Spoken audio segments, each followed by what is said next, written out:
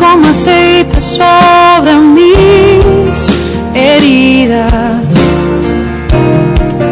Es el agua en el desierto y el calor en el invierno. Tu palabra es la voz.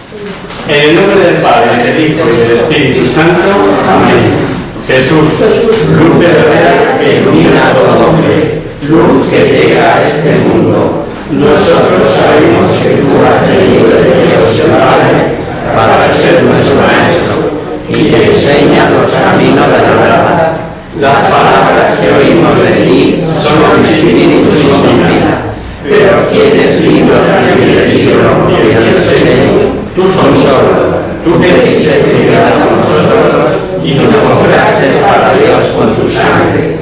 Danos a conocer los misterios del reino de Dios y las inagotable riquezas de tu corazón. Descúbrenos los tesoros de la sabiduría y de la ciencia de Dios que en ti se ocultan. Haz que tu palabra penetre nuestras almas, guíe cual luz nuestros pasos, ilumine nuestra senda, hasta que la merca el día y se disipen las tinieblas. Tú que vives y reinas por los siglos de los siglos. Amén. Muy bien. Bienvenidos todos a este encuentro gozoso con la palabra de Dios. Si no es gozoso es que lo hacemos mal. Porque imaginaos por un momento que os recibiera un personaje importante. ¿Con quién queréis ser entrevistados? ¿Con el director de la ONU? ¿Con el rey de España? ¿Con su señora? Prestaríamos atención, ¿verdad? Estaríamos pendientes. Pues aquí nos habla nada más y nada menos que Dios. Nada más y nada menos. Eso es su palabra. Y como tal, la estudiamos, la analizamos, profundizamos en ella e intentamos que sea útil para nuestra vida. Porque no se trata de venir aquí por aumentar nuestra cultura, que también, no descartamos eso, obviamente, pero deberíamos ver ese otro aspecto trascendente que supone el encuentro de verdad con la palabra de Dios.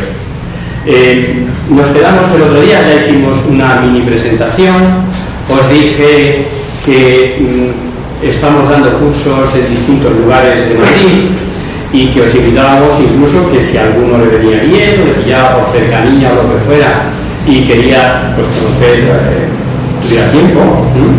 Ahí fuera, en la entrada, en el corcho, tenemos puesto una hojita como esta.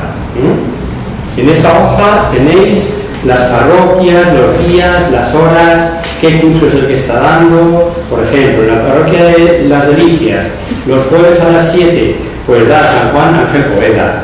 Historia de la Salvación va a dar, que es el mismo que este, Paco, en la parroquia de San Sebastián Mártir, etc. Todos los cursos que hay ahora por Madrid que os pudieran interesar. Unos pueden coincidir con este y otros no. Evidentemente, el que yo estoy dando, por ejemplo, en la radio o en mi parroquia es diferente. Entonces, pues ahí está, para que podáis verlo. Progresivamente, yo intentaré traeros con tiempo, o sea, poner como hoy las citas ahí, para que dé lugar a buscarlas. Y si hubiera alguna cosa de interés, como es este cuadro, que no vamos a llegar hoy,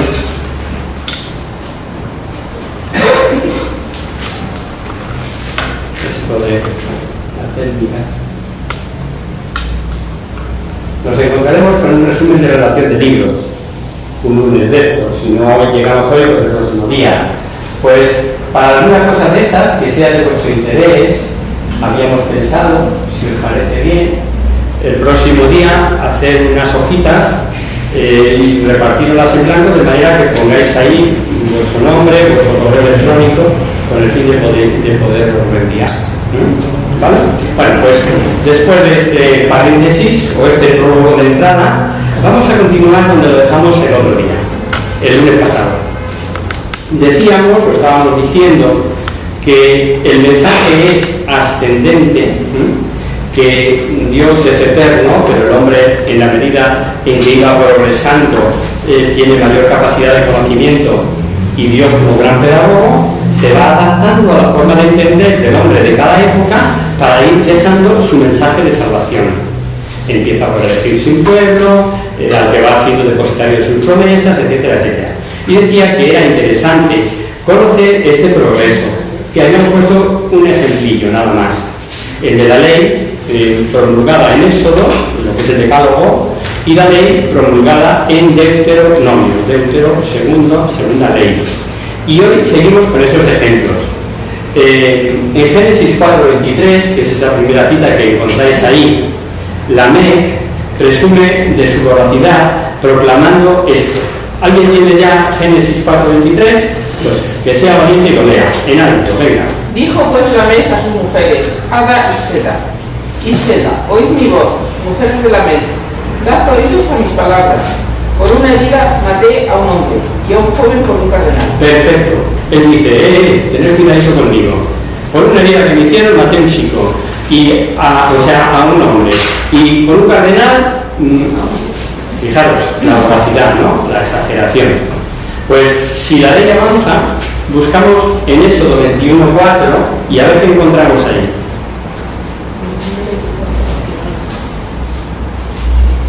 Ojo por ojo, diente por diente, mano por mano, pie por pie. Perfecto. Ojo por ojo, diente por diente, mano por mano. No me diréis que ya no era dentro de que para nosotros todavía resulte, no sé, pues un poco retroactivo, o sea, nosotros ya no estamos ahí. Por lo menos ya había una equidad. No es que por un cardenal mato a un chaval, no. Es que si me hace un cardenal, otro cardenal. Por lo menos esa es la ley famosa del camión. Pero nosotros llegamos a Jesucristo y nos dice ahí en Mateo 5:44, 5:39 al 44. Pero yo os digo que no hagáis frente al que os ataca, al contrario, al que te abofetee en la mejilla derecha, preséntale también la otra, y al que te quiera llevar a juicio para quitarte la túnica, déjale también el manto. Pásate al 44, Carmen. Al 24, sí, no, al 24. Pero yo os digo, amad a vuestros enemigos y rezad por los que os persiguen. Desde yo maté a un niño por una herida que me hicieron, o a un hombre por una herida que me hizo, y maté a un niño por un cardenal que me hizo, a amad a vuestros enemigos, rezad por los que os persiguen. No cabe duda que hay un recorrido enorme. Claro, a aquellos hombres de aquella época se les podía pedir eso, pero a nosotros no cabe duda que se nos pide mucho más. El mensaje, como veis, es ascendente, progresivo, en la medida en que el hombre de cada época era capaz de entender y ver cómo Dios ha ido pidiendo al hombre cada vez mayor perfección. No cabe duda de que los hombres de hace más de 3000 años necesitaban prescripciones rudimentarias que les instruyesen, que les orientasen sobre el respeto a la vida, sobre el respeto a la mutua dependencia, el ser supremo. Dios tiene que lanzar su mensaje valiéndose de la forma en que el hombre era capaz de entenderlo. El mensaje así puede ser comprendido y puede ir ascendiendo hasta la llegada de Cristo. Con la venida de Cristo, todas esas prescripciones quedan superadas hasta constituirse un pueblo espiritual, más adulto, consciente de lo que es y cómo es, para llegar al culmen de la revelación, que lo tenemos ahí en la primera carta de Juan, capítulo 4, versículo 8. Pues los discípulos habían ido a la ciudad a comprar... No, primera de Juan, no Evangelio de Juan. Primera carta de San Juan. Esas las cartas están al final, todas. Después de bueno, es Juan, primera de Juan. Primera de Juan. El que no ama no ha conocido a Dios, porque Dios es amor. Porque Dios es amor. Y conocéis esta cita. Los que sois catequistas, habéis sido catequistas, incluso le poníamos música para decirse a los niños. Dios es amor. San Pablo lo dice. San Pablo lo repite. El capítulo 4, el versículo 8, primera de Juan. ¿A que sí? Que lo habéis cantado con los niños alguna vez. Pues eso, es el culmen de la revelación. Bueno, lo que supuso para Santa Teresita del Niño Jesús, Teresa de Lisieux, el espaldarazo, por decirlo de alguna manera, en su clase. Preguntó la seño de su clase, en donde estaba Teresita como niña, que le definiera a Dios. Y bueno, pues la definición que daban de Dios es toda esa relación de atributos que aprendimos muchos de nosotros también en la escuela. Dios es un ser infinitamente justo, piadoso, paga, premia al buen, castiga al mal, Y pregunta a Teresita, ¿quién es Dios? Dice, Dios es amor. Ja, ja, ja. Se rieron todos de ella, pero fue la que dio la definición perfecta de Dios. Dios es amor. Por eso decíamos que cada ley, cada consejo, cada mandato hay que contemplarlo dentro de su marco histórico. Si es en el año 180, como si es en el año 1200 a.C., para no hacernos un lío. ¿Qué pensaba el hombre de 1200 a.C.? Es antes de la monarquía israelita. Pues eso. Así comprendemos cómo Yahvé, apenas sale su pueblo de Egipto, prohíbe hacer esculturas. Éxodo 20, del 3 al 5. No tendrás otro Dios que a mí. No te hagas esculturas ni imagen alguna de lo que hay en lo alto de los cielos, Sigue. ni de lo que hay abajo sobre la tierra, ni de lo que hay en el campo debajo de la tierra. No te postrarás ante ellas y no las servirás porque yo soy Yahvé. Suficiente. Si seguimos leyendo ahí, te dirá que no prohíbe hacer esculturas no de debajo de la tierra, encima de la tierra, sino de animales, de cuadrúpedos, o sea, prohíbe con toda precisión el hacer imágenes. Pero poco después, fíjate por dónde, el mismo Dios ordena, leámoslo, Éxodo 25, 18,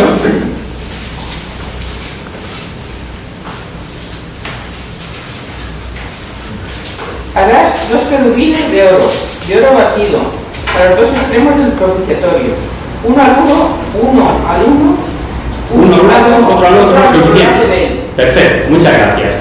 Y estamos en el ejemplo que os ponía yo el lunes pasado. Pero como le hemos dicho al niño que no use el cuchillo, y ahora le estamos diciendo que lo use. Es 2 órdenes, en este caso, contradictorias. Pues la explicación hay que buscarla en el contexto y saber el porqué. Por eso no puede leerse la Biblia como se lee otro libro cualquiera, aunque sea de historia o muy relacionada o novela o lo que queráis. Porque en el primer caso lo que le importa es que aquel pueblo asuma que el único Dios es Él y no se puede hacer otra imagen, ni el sol, ni la lagartija, ni nada de nada que pueda significar de Dios. En una palabra, apartarle de la idolatría.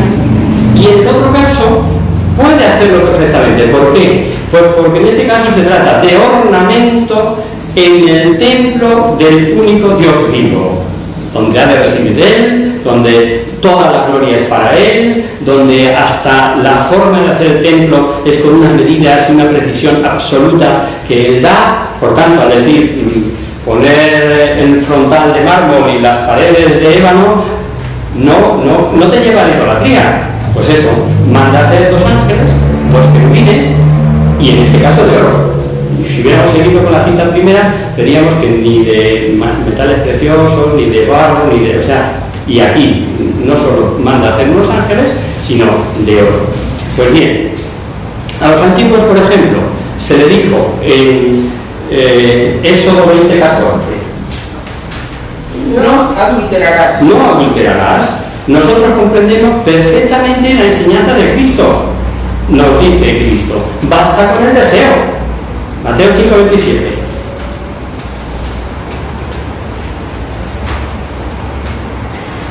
Os he pillado. Eso es Nuevo Testamento, Mateo 5:27. Bueno, si no ven, lo busquéis ya, porque es eso, es el mensaje de Cristo que dice que si miras con mal... ¿Lo tienes ya? ¿Sabes que se dijo? No cometerás adulterio. Sí.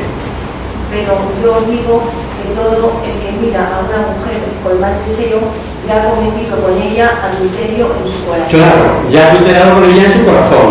Comprendemos que las palabras de Cristo van a la raíz, van a formar rectamente la conciencia y el corazón del hombre. Y como Dios es el mejor pedagogo, se valía para dar su mensaje de la forma de ver y entender las cosas a aquel hombre que le escuchaba. Primera regla: la Biblia no enseña ciencia.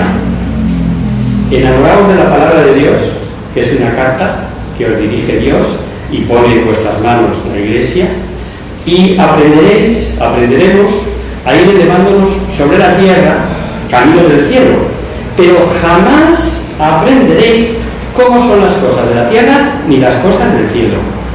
Ese problema que trajo a maltraer a muchos en el pasado, hoy gracias a Dios está superado.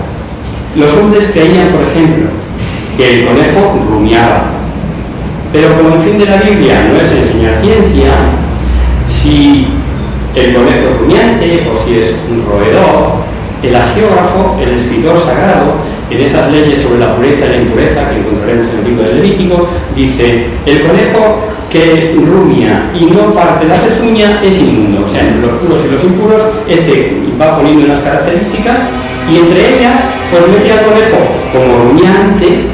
Bueno, él veía hacer así, bueno, pues igual que hacen las vacas, y ya está, se quedaba tan tranquilo. Pero no nos está enseñando la Biblia, ni quiere enseñarnos que el conejo sea rumiante o roedor, lo entendemos, ¿verdad?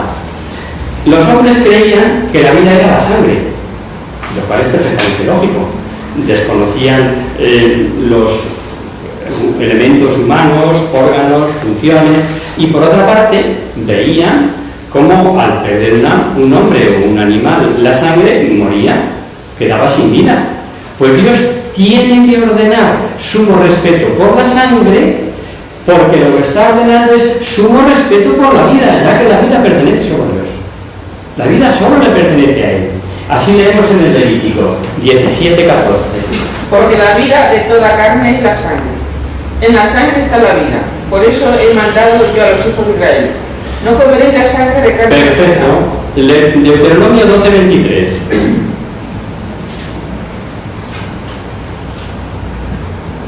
Ese es el quinto libro de la Biblia. Deuteronomio 12:23. Yo solamente voy cuidado de no comer la sangre, porque la sangre es la vida.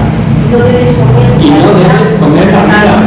Perfectamente, está clarísimo. Solo cuando los hombres sean capaces de distinguir entre sangre y vida, podrá el mensaje, y por boca del mismo Hijo de Dios, que se puede comer de todo, porque no es lo que se ingiere lo que mancha al hombre, sino lo que sale del hombre. Los malos pensamientos, los deseos, es lo que dice Marcos 18:19. 7:18, eso está mal. Marcos 7:18-19. Capítulo 7, me lo he comido.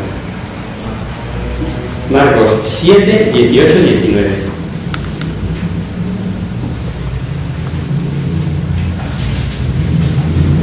¿Sí? ¿Lo tenemos? Jesús les dijo: pero tampoco vosotros entendéis, no comprendéis que todo lo que de fuera entra en el hombre no puede mancharlo, porque no entra en su corazón, sino en el vientre. Lo que os explicaba, suficiente, ¿no? Para que viéramos que estaba ahí. Era aquí una prohibición para hombres que vivieron dentro de un marco histórico, superada y abolida para otros, a los que no cabe duda. Se nos pide mucho más, se nos pide más. Desgraciadamente, y sin conocer estas normas básicas que estamos analizando, que yo creo que no es perder el tiempo, o sea, los lunes que veamos esto nos van a venir de perlas. Otros que conocemos por ahí se han quedado todavía en el Levítico, eso de que no podrás comer sangre. Peor aún, se han inventado que no se puede transfundir sangre, en un sitio en la Biblia lo dice, pero bueno, por ahí andan, ¿verdad? Por no tener esta precaución mínima de ver esto dentro de su contexto. Que aquellos hombres creían que el sol se movía, y durante su recorrido alumbraba a la humanidad, y un hombre de fe, caudillo del pueblo de Israel, comprendió que con un poco de luz más acababa aquella batalla, pues dice al sol: párate, ¿Qué otra cosa podía decir? Y la Biblia nos dice que el sol se paró. Obviamente, lo que ocurrió de verdad no lo sabemos. Valiéndose de esta narración histórica, lo que se nos está diciendo que aquel caudillo, con fe y ayuda divina, pudo vencer a los enemigos gracias, pues no sé, si, o que efectivamente era un día en que era de estos largos de verano, o que hubo luz para que terminara la batalla. Otro ejemplo similar encontramos en el profeta Isaías, en la Segunda de Reyes, cuando dice que retrocede el sol, la tierra. Hoy sabemos que no es el sol el que gira, aunque todavía usemos ese lenguaje, ¿eh? El sol sale a tal hora y se pone a tal hora. Mentira. Anda, que me digan a mí que se opera. Hoy ya. No, la tierra es la que gira alrededor del sol. Pues si esto que es tan sencillo y lo entendemos, pensad en aquella época, que si el sol se fue para atrás, que si la tierra se fue para adelante, que me da igual. Vamos al mensaje religioso. ¿Qué pudo ocurrir realmente? ¿Qué importa? No nos importa, porque nos importa es el hecho religioso, lo que buscamos. Y ahora vamos a leer una cita, que la vamos a leer despacito y por partes. Me vais buscando Hebreos 1. Muchas veces. Un segundito, please.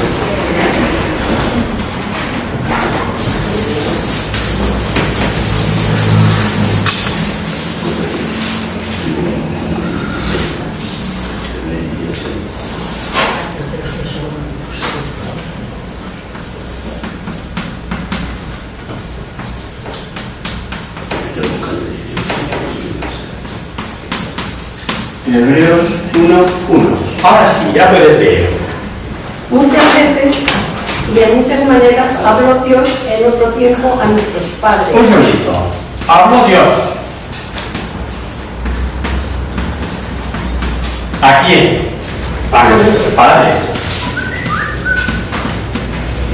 Sigue. Por ministerio de los profetas. Por los profetas.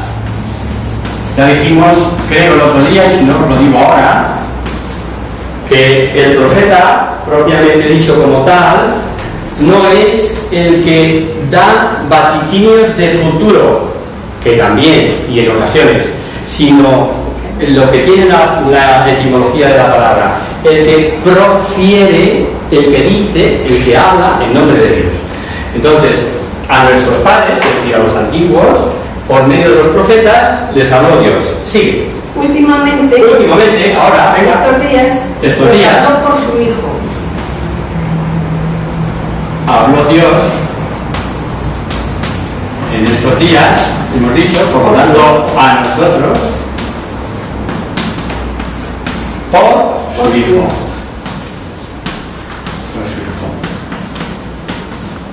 Perfecto. Esto es algo que no tenemos que perder de vista, sobre todo, perdón. Es que pone Marcos 18. No, está mal, te he dicho que era 7, 18 y 19. Me he colado. El Marcos 7, 18 y 19. Corregirla.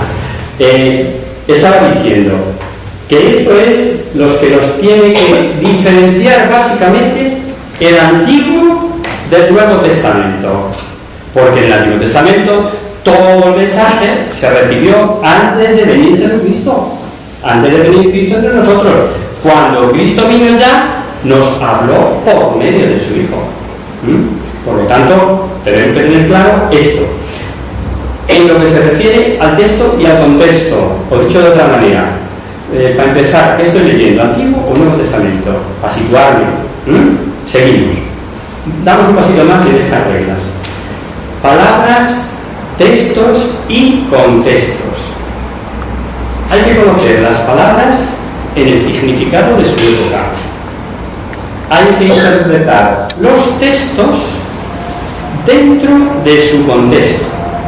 Y ahora todo el contexto desde el conjunto del mensaje. Pongamos unos ejemplos. Si yo dijera que vengo de un acto en el que nos juntamos 4 pelagatos, todos interpretaríais en el acto que hubo poca gente. ¿A que sí? Supongamos que estáis cogiendo la charla en magnetofón, en el móvil que ahora ya graba y todas esas cosas, y que esta grabación aparece allá por el año 3000. ¿Qué interpretarían los que la oyeran? Pues los más ignorantes creían que en 2014 nos quejábamos de que en un acto solo hubiese 4 personas cuyo oficio fuese pelar gatos. ¿Sí? Los más cultos, analizando el diccionario de la Real Academia de la Lengua recién salido, en 2014 salió un diccionario, vamos a buscar en este. Ha salido ahora la semana pasada, hace 4 días. Pues buscarían aquello y dirían, no, quieto, lo que está diciendo es que había 4 pobres desvalidos. Pues eso es lo que dice el diccionario acerca de la palabra de gato, pobre, desvalido. De este ejemplo podemos entender que lo importante en Biblia no es lo que dice, sino lo que quiso decir el escritor sagrado. Los tiempos cambian, las palabras también, la raza humana somos limitados, sujetos a errores, y lo importante es saber qué quiso decir. ¿Por qué? Pues porque Jesucristo prometió asistencia perpetua a su iglesia, el Espíritu Santo asistirá perpetuamente a su iglesia en orden a la pureza y profundización del mensaje. De aquí nos sale la siguiente regla: la Biblia sin iglesia no pasaría de ser un tesoro de gran valor, como por ejemplo, pues no sé, la Divina Comedia de Dante o el Quijote o cualquier libro que es de renombre internacional. Pero la Biblia con la iglesia es el mensaje cierto de Dios.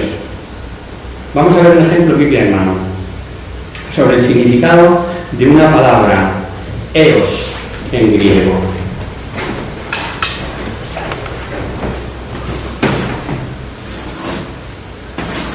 Parece que es así o algo así. Yo, como no sé griego, más o menos, un poquito más así.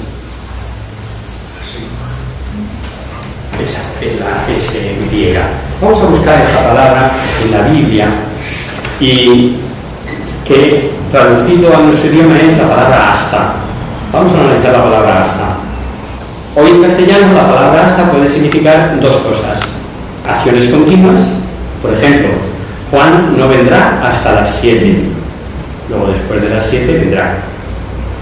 Puede significar término de acción o de lugar, por ejemplo, debes llegar a Alcobendas y después, pues lo después no lo dice, no interesa. O también debes estudiar hasta doctorarte y después es que no vas a seguir estudiando. Bueno, pues si esto ocurre, quieres mantenerte al día, claro. Si esto ocurre en el castellano, en el que claramente vemos que es necesario el contexto, en la Biblia es exactamente igual. Vamos a ver 3 textos en los que aparece la palabra esta, la palabra eos. Leemos primero Mateo 13:33. Otra parábola les dijo: es semejante el reino de los cielos al fermento que una mujer toma y lo pone en 3 medidas de harina hasta que todo hasta que fermenta. Y después sacó la levadura. Nos dice simplemente que metió la levadura hasta que fermentó. Y vemos por el contexto que permaneció siempre en la harina. Es más, fue el origen de ese pan. Tomemos otra cita, esta del Antiguo Testamento. Segunda de Samuel 6:23. Y Micol, hija de Saúl, no tuvo hijos hasta el día de su muerte. Hasta el día de su muerte. Micol, hija de Saúl, soberbia, incapaz de comprender la grandeza de su esposo, el rey David, humillándose y lanzando el arca de la alianza, haciendo aquí el payaso en honor de Yahvé, por su profunda religiosidad.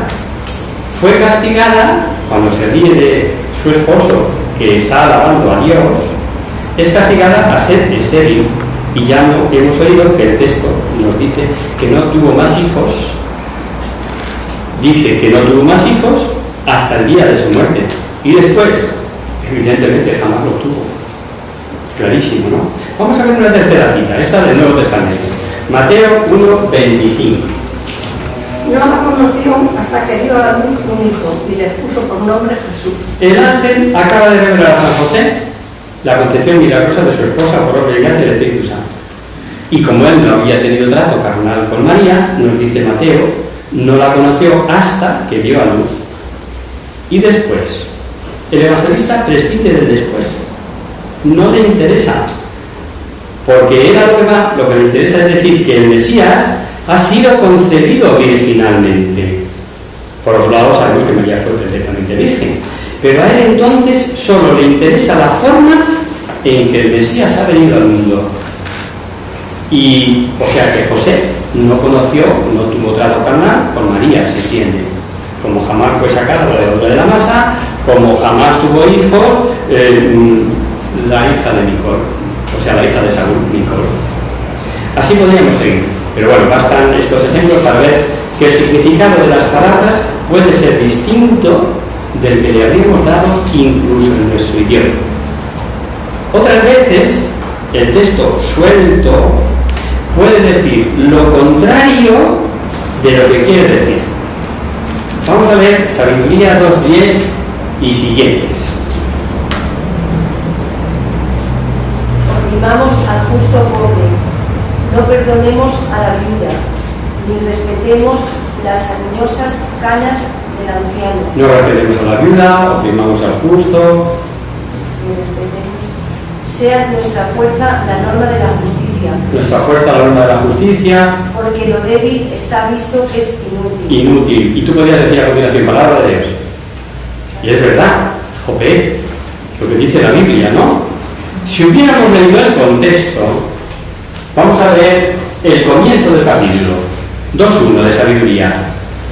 Pues se dijeron a sí mismos, discurriendo no rectamente, corta y triste nuestra vida, y no hay remedio cuando llega el fin del hombre. Así discurrían no rectamente.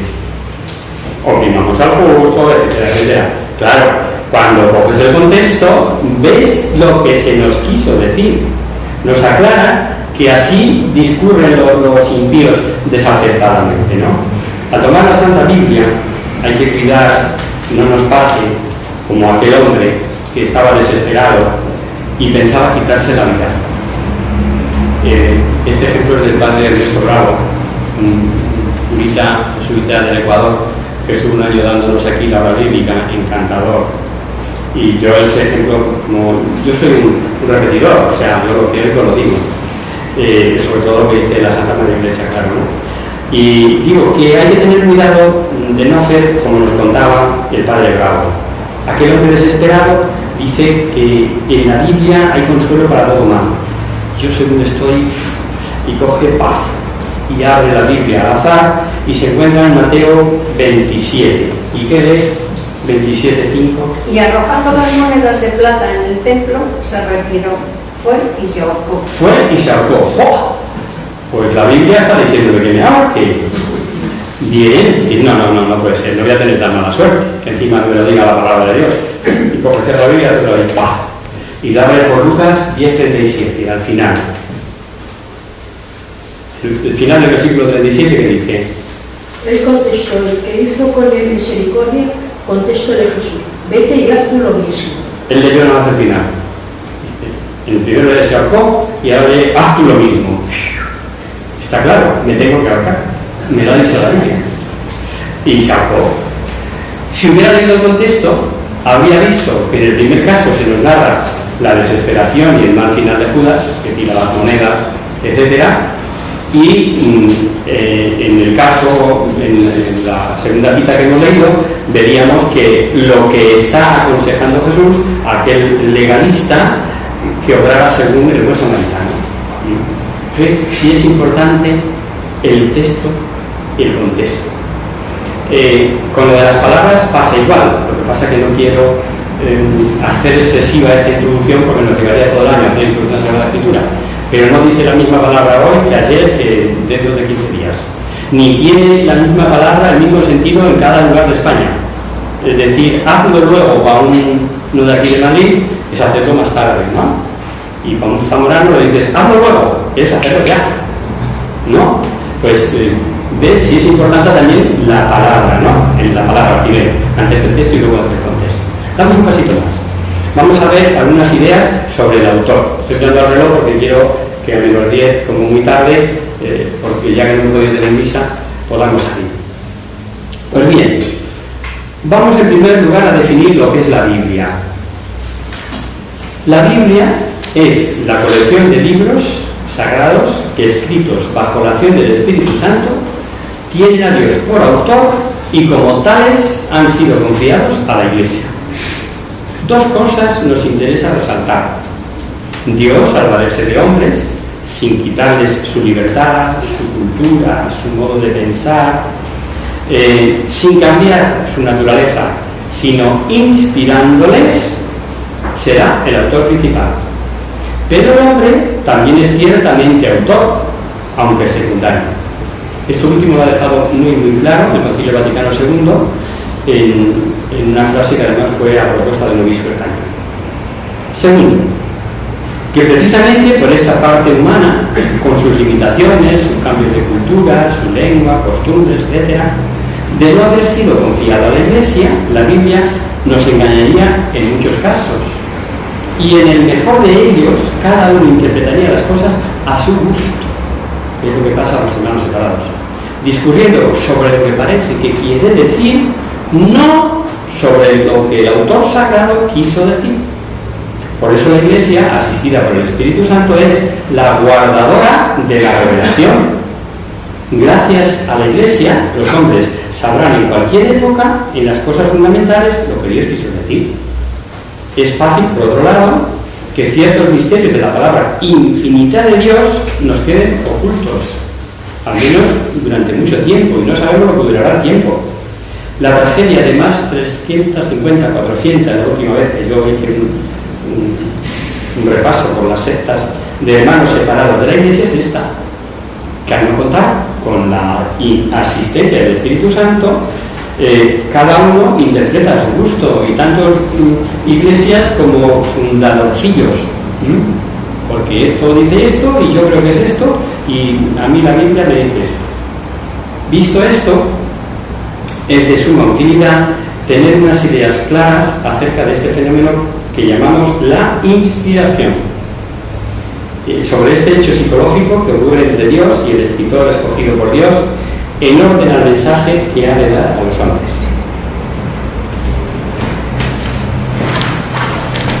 Bueno, se lee aquí. Las notas de la inspiración son tres: moción,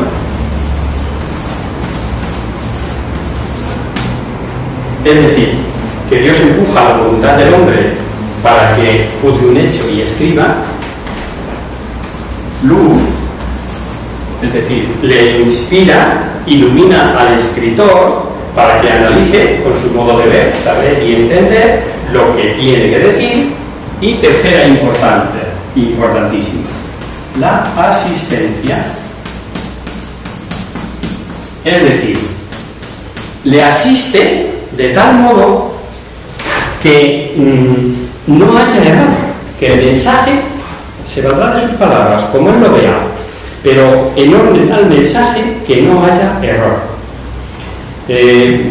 Fuera de estas tres notas, el agiógrafo mantiene su lenguaje, su forma de expresión, su conocimiento sobre las cosas, sobre esto y sobre aquello, en orden a los destinatarios inmediatos para los que él pretende escribir, porque destinatarios de la palabra de Dios lo somos todos en el tiempo. O sea, destinatarios inmediatos somos nosotros, de estos escritos que se escribieron hace 300 años, ¿no?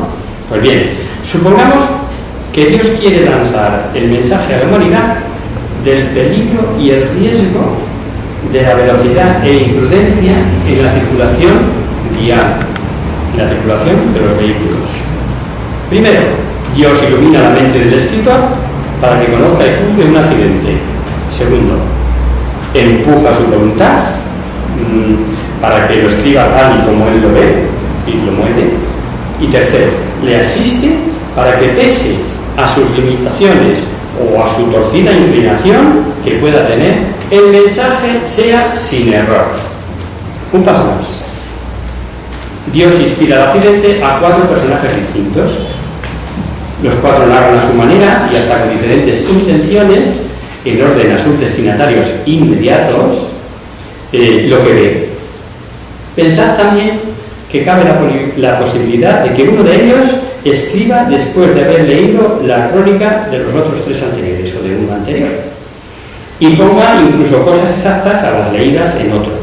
Así comprenderíamos cómo el mismo hecho fue narrado de forma diferente con 4 autores distintos, con algunos párrafos iguales, pese a ser los 4 distintos. Es el caso de los 4 evangelistas. Unos usarán hipérboles, exageraciones, luego hablaremos qué es eso. Y por ejemplo dirán, es que corrían como relámpagos. Los relámpagos no corren, pero bueno, es una exageración. Alguno que no viera con buenos ojos a los conductores podría decir, es que todos los conductores van como locos. Otro, de profesión conductor, diría, efectivamente, el exceso de velocidad puede acarrear fallos mecánicos que motivan el accidente. Todos escriben para prevenir, para evitar accidentes, pero cada uno arrima las cosas su sardina. En los 4 se dan las 3 notas, moción, luz y asistencia, pero luego cada cual va a lo suyo. Así vemos en la Biblia narraciones exactas escritas por diferentes autores y otras muy distintas narrando el mismo hecho, unas más vivas, otras más literarias, etcétera, etcétera, pero todas con el mismo mensaje. Y no pensemos que solo es el Nuevo Testamento. También esto se da en el Antiguo Testamento en los escritos deuteronomistas, es decir, lo que se escriben después del destierro. Nos encontramos con pasajes y leyes, segundas leyes, como veíamos ayer el lunes pasado con el Deuteronomio, etcétera, etcétera. ¿Que Mateo es judío? Pues nos dirá Mateo 5:46. El movimiento se demuestra andar. Mateo 5:46.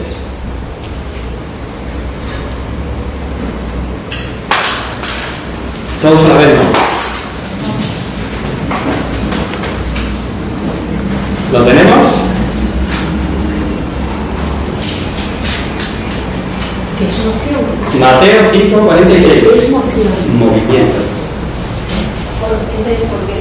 Porque si amáis a los que os aman, ¿qué mérito tendréis?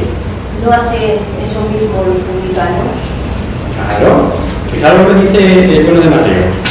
Porque si no amáis nada más que a los aman, más que a los que os aman, ¿qué recompensa tenéis? También los publicanos o los gentiles hacen eso. Lo encontraréis en otras traducciones. El mensaje es claro. Hay que amar a todos, a los buenos y a los malos. Pero para Mateo, judío, los malos son los no judíos, los publicanos, los gentiles, ¿verdad? Vamos a ver esa misma cita en Lucas. Lucas 6:33.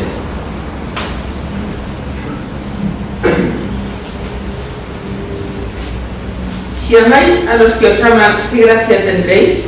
Porque los pecadores aman también a quienes los aman. También los pecadores hacen eso. ¿Veis? ¿En dónde está la clave? Pues que para Lucas los malos son los pecadores, sean o no del pueblo escogido. Mateo, Mateo es judío de pura cepa, y Lucas es un hombre de procedencia gentil. Por tanto, no va a decir que los gentiles son los malos. Él dice que los pecadores son los malos. Fijaros si tiene importancia leer en uno y en otro. Ambos dicen lo mismo, el mensaje es idéntico, pero ambos se complementan. Tenemos que ver qué quiso decir el autor sagrado, que es donde estamos. Veamos lo mismo dicho de Cristo por un gentil. Otro ejemplillo y con esto vamos a terminar. Mateo 4:18 y Lucas 5:1. Paseando junto al lago de Galilea, vio a 2 hombres, Simón, llamado Pedro, y Andrés, su hermano. Suficiente. Mateo, que es un judío que no ha salido de su terruño, para él el mar de Galilea, que tiene 12 kilómetros de ancho, nos lo menciona como el mar de Galilea, con sus tormentas y todo, claro. El mar de Galilea. Vamos a ver qué dice Lucas. Agolpándose sobre él la muchedumbre para oír la palabra de Dios, y hallándose junto al lago de Genesaret. Junto al lago de Genesaret, está hablando del mismo sitio, pero Lucas le llama lago. Es un mar interior.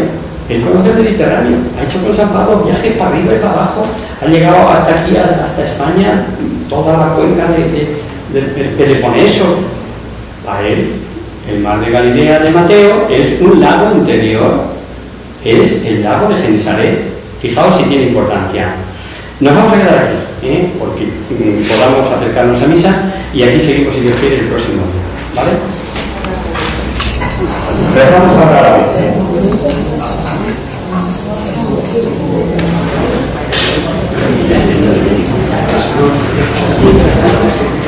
En el nombre del Padre, del Hijo y del Espíritu Santo. Amén. Virgen, bella como la luna, bendita del cielo, en cuyo rostro se señalan los santos y se contemplan los ángeles. Haz que nosotros, los hijos, nos parezcamos a ti, y que nuestras casas reciban un rayo de esa belleza que no le traemos los años, sino que me eterna. María, Sol del cielo, despierta la planeta donde haya muerte, e ilumina los espíritus donde haya tinieblas. Reflejándote en el rostro de tus hijos, concédenos un destello de tu luz y tu fervor. María, poderosa como un ejército, concédenos nuestra vida y historia. Somos tan débiles y nuestro enemigo se sobrepele con tantos estragos, mas con tu bandera nos sentimos seguros de vencer. Él conoce el poder de tu pie y teme la majestad de tu mirada. Sálvanos, María, bella como la luna, única como el sol, temible como un ejército ordenado, levantado en pie de guerra, no por el odio, sino por la llama del amor. Amén.